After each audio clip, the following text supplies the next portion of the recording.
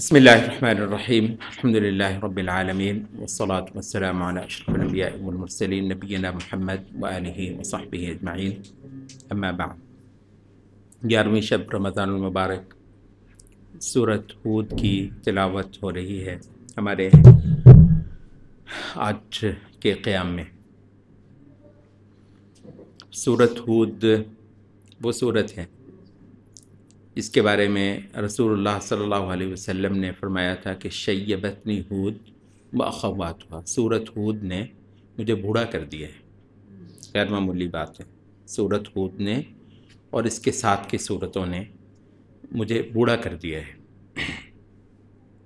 اس کی کون سی بات ہے جس نے رسول اللہ صلی اللہ علیہ وسلم کو اتنا زیادہ متاثر کیا ہے اور آپ نے غیر معمولی بوجھ اپنے اوپر محسوس کیا ہے؟ اہل علم نے اس کی سورۃ ہود کی اس آیت کی طرف اشارہ کیا ہے، فاستقم کما امرت، ثابت رہ، ڈٹ جا، استقامت اختیار کر لے عین اس بات پر جس کا تجھ کو مامور کیا گیا ہے۔ کما امرت، تجھے جس چیز پر، جس جگہ پر، جس مقام پر معمور کیا گیا ہے۔ وَمَن تَابَ مَعَكَ، تو بھی اور تیرے پیروکار بھی، وَلَا تَطْغَوْا، اور جو حد اللہ نے رکھ دی ہے اس سے آگے نہیں بڑھنا، إِنَّهُ بِمَا تَعْمَلُونَ بَصِيرٌ، یقیناً وہ جو کچھ تم کرتے ہو اس کو وہ دیکھنے والا ہے۔ وَلَا تَرْكَنُوا إِلَى الَّذِينَ ظَلَمُوا، اور ہرگز جھکاؤ مت کر لینا، وَلَا تَرْكَنُوا، ہرگز جھکاؤ مت کر لینا، إِلَى الَّذِينَ ظَلَمُوا، ان لوگوں کی طرف جو ظالم ہیں۔ فَتَمَسَّكُمُ النَّارُ، تب تمہیں آگ چھو لے گی، وَمَا لَكُم مِّن دُونِ اللَّهِ مِنْ أَوْلِيَاءَ، تب اللہ کے ماں سوا کوئی تمہارا پرسان حال، تمہارا والی وارث پھر نہ ہوگا۔ ثُمَّ لَا تُنصَرُونَ، اور تمہاری مدد کو بھی پھر کوئی نہیں آئے گا۔ یہ سلسلہ کلام جو ہے سورت کے آخر تک جاتا ہے، اور اہل علم کہتے ہیں کہ دراصل یہ کنکلوژن ہے سورت ہود کی۔ سورت ہود کے جو شروع کے مضامین ہیں، ظاہر ہے اب یہ جو رسول اللہ صلی اللہ علیہ وسلم کو ہدایت اللہ کی طرف سے فرمائی گئی ہے، اور جس کے حوالے سے اہل علم نے کہا کہ یہ ہے سورت ہود کا وہ مقام جس کو رسول اللہ صلی اللہ علیہ وسلم نے اس قدر سنجیدگی سے لیا ہے، تو اس صورت میں ہی آپ کو پوری طرح سمجھ آتا ہے جب آپ کو سورت ہود کے ابتدا کے سارے مضامین جو ہیں وہ سمجھ آ جائیں۔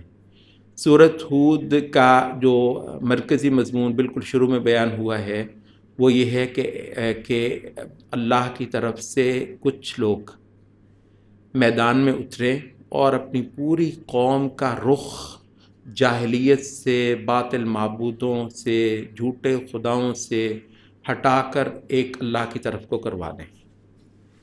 وَأَنِ اسْتَغْفِرُوا رَبَّكُمْ ثُمَّ تُوبُوا إِلَيْهِ، اپنے رب کی طرف لوٹ آؤ اور اس جاہلی زندگی سے، اس شرکیہ عبادت سے، ان باطل طریقوں، راستوں، معبودوں سے تائب ہو کر خدا رخ ہو جاؤ۔ اس کے بعد پھر مختلف رسولوں کے جو واقعات بیان ہوئے ہیں، شروع ہو کر نوح علیہ السلام کے قصے سے، پھر ہود علیہ السلام کا، پھر صالح علیہ السلام کا، پھر ابراہیم، لوط علیہ السلام کا، پھر شعیب علیہ، یہ جو ہے کئی سارے جو ہے نا رسالتوں کا وہ پورا ایک جھگڑا جو ان کی قوموں کے ساتھ ہوا، اور بالآخر اس چیز پر اختتام پذیر ہوا کہ آسمان کی قوت میدان میں آئے، کیونکہ ان لوگوں نے اپنا کام کر لیا تھا۔ یہ صالحین جو صرف اللہ پر توکل کرتے ہوئے، اور اگر اللہ پر توکل کی تصویر آپ نے دیکھنی ہے تو ضرور اس صورت میں ہود علیہ السلام کا قصہ ضرور پڑھیے گا۔ انی من دونہ فکیدونی جمیعا، سب اللہ کے ماں سوا اس کو چھوڑ کر جتنے ہو تم، سب کے سب مل کر میرے خلاف سازشیں کر لو، بگاڑ لو میرا، جمیعا ثم لا تنظرون، مجھے مہلت بھی مت دینا، انی توکلت علی اللہ، میرا توکل اللہ پر ہے، اکیلی جان ہے لیکن اللہ۔ تو جب ان لوگوں نے میدان میں اتر کر وہ حق ادا کر دیا تھا جو جاہلیت کا ابطال جو ہے وہ چاہتا ہے، اور اللہ تعالیٰ کی حجت کو ان پر قائم کر دیا. اور ظاہر ہے یہ انسانوں کی قوت ہے جو محدود ہے، تو پھر ان کا جیسے ہی کام مکمل ہوا اس کے بعد آسمان کی قوت میدان میں آتی رہی، اور ان کے سارے جو ان کی تعمیرات تھیں باطل کی، جن پر ان کو بڑا فخر تھا، ان کو ملیا میٹ کر کے خود ان کو بھی قصہ ماضی بنا کر رکھ دیا، اور بالکل ختم کر کے وہاں پر صالح جو تہذیب تھی وہ توحید کی بنیاد پر انسانی زندگی کی جو تصویر ہے اثر نو بنوائی گئی. زمین پر بہت بار ایسا ہوا ہے کہ جب شرک حد سے بڑھ جاتا رہا ہے تو پوری طرح اس کو ملیا میٹ کر کے صفر سے ایک طریقے سے پھر جو ہے وہ آغاز کیا گیا. اچھا، تو یہ ہے کہ اتنی ساری حجت قائم کر لی جائے کہ پھر صرف اللہ کا کام باقی رہ جائے، یہ کام بہت مشکل ہے. اس پہ رسول اللہ صلی اللہ علیہ وسلم کو کہا کہ فاستقم کما امرت، اب تیری باری ہے. ہود کا تجھ کو قصہ سنا دیا، نوح کا تجھ کو قصہ سنا دیا، صالح کا تجھ کو سنا دیا، اے محمد اب تیری باری ہے اور تو نے بھی ڈٹ کر دکھانا ہے. کہتے ہیں کہ سب سے مشکل کام توحید کی حقیقت پر ڈٹنا ہے. ویسے حقیقت کیا ہے کہ اللہ تعالیٰ نے بندوں کے اوپر بالکل کوئی ایسا بوجھ نہیں لادا جو ان کے اٹھانے کا نہ ہو. بھی تجھے کیا، یعنی ان لوگوں کو مسلمان تو نے بنانا ہے، نہیں مانتے نہ مانے، کوئی مسئلہ ہے؟ یعنی کیا محمد صلی اللہ علیہ وسلم کی ذمہ داری یہ ہے کہ یہ ہر حال میں یہ مانے؟ انا ارسلناک بشیرا ونذیرا ولا تسأل عن اصحاب الجحیم. یہ دوزخیوں کے متعلق تجھ سے تھوڑی سوال ہونا ہے، تجھ کو تو ہم نے بشیر اور نذیر بنا کے بھیجا ہے. بشارت اور نذارت کا البتہ سوال تجھ سے ہونا ہے، ماننا نہ ماننا وہ ان سے ہونا ہے، تجھ سے تو ہونا ہی نہیں. بظاہر جو ہے یہ کام میرا کام ہے، میں نے پہنچانا ہے، اس کے بعد مجھے اللہ نے پوچھنا ہی نہیں ہے، دنیا نے ماننا نہیں ماننا، ایک بندہ نہیں نا، مجھے کیا پرواہ. بظاہر تو کہنے کو یہ کام بڑا ہی آسان ہے کہ جی میں اپنا بس کام کرتا رہوں، لیکن حقیقت کیا ہے کہ نبی صلی اللہ علیہ وسلم کہتے ہیں کہ مجھے اس چیز نے بوڑھا کر دیا. بہت شدید گراں گزرا ہے نبی صلی اللہ علیہ وسلم پر یہ. کیوں؟ کہتے ہیں کہ پورے کے پورے معاشرے کی آنکھوں میں آنکھیں ڈال کر بات کرنا اور پورے معاشرے کو غلط کہنا اتنی ہمت چاہتا ہے، اس قدر ہمت چاہتا ہے کہ بار بار آدمی اس چیز پر ہوتا ہے کہ کیا میں اپنی دعوت کو تھوڑا نرم نہ کر لوں. تو ریویو اپنے اوپر کرنا ہے. مطلب یہ دوبارہ پھر ہماری کوشش ہوتی ہے کہ قرآن مجید سے ایک بات کو لے کر تھوڑا سا پھر اپنے دور کے ساتھ بھی اس کو جوڑنے کی کوشش کی جائے.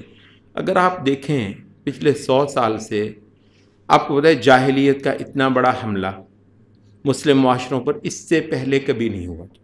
جو حد ذکر کی جاتی ہے وہ یونانی فلسفے کا حملہ تھا جو مامون کے زمانے میں ہوا معتزلہ کی سرکردگی میں، اور اس کے خلاف امام احمد بن حنبل جیسے لوگ کھڑے ہوئے.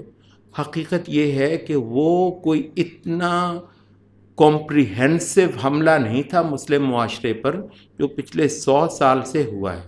پورے کے پورے دماغوں کو الٹ دیا گیا ہے، دماغ ہی قبضے میں کر لیے گئے ہیں. اچھا، تو جاہلیت کا حملہ اتنا سنگین اور اتنا شدید. جاہلیت کیا ہے؟ عبادت غیر اللہ کا منظم اجتماعی سماجی عمل. ٹھیک ہے، تو وہ پورے کا پورا جو ہے وہ مسلم ذہن پر، مسلمان کی سوچ پر، مطلب سیدھی بات مسلمان کے قلوب کو فتح کیا گیا.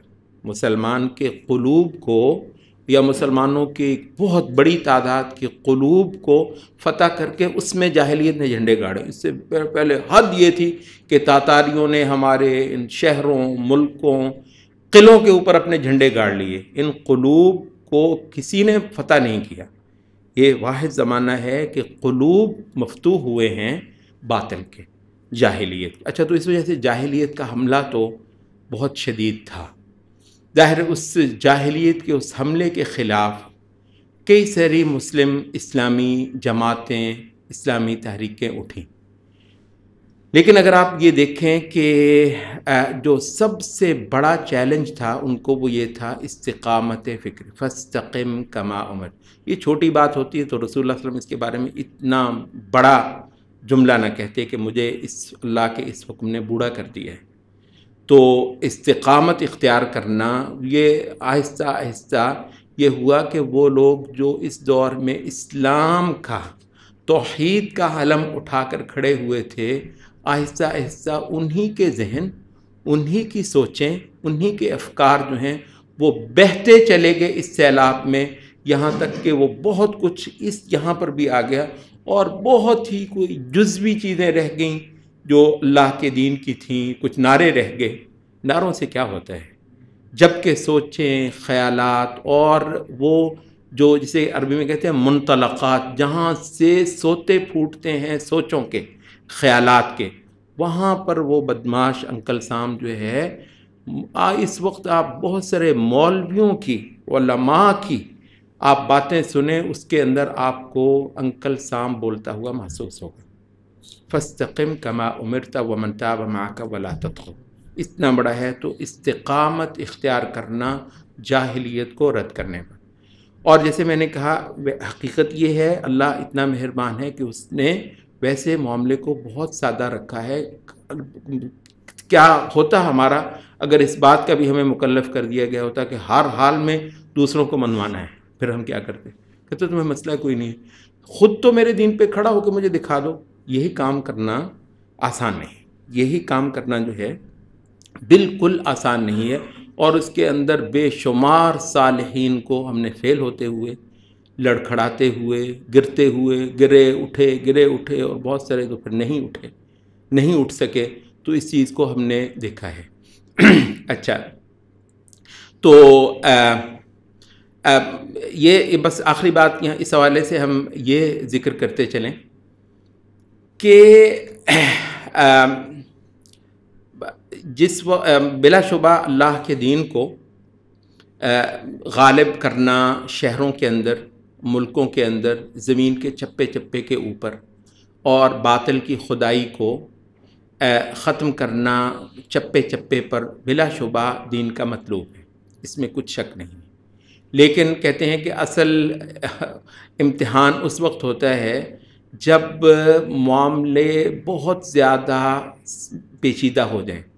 اچھا، جس وقت یہ ہے کہ اب آپ کے بس سے ہی باہر ہے کہ آپ اللہ کے دین کو عملاً روئے زمین پر غالب کر لیں اور باطل کے کلمے کو پست کر دیں، کسی وقت آپ ایسے صورتحال سے دوچار ہو جاتے ہیں۔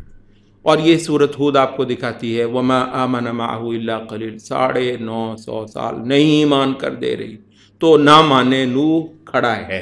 پوائنٹ یہ ہے، مطلب 950 سال انہوں نے کفر کیا ہے، تو نوح علیہ السلام نے اس حق پر ڈٹ کر دکھایا ہے جو اللہ کو اتنا پسند آیا ہے۔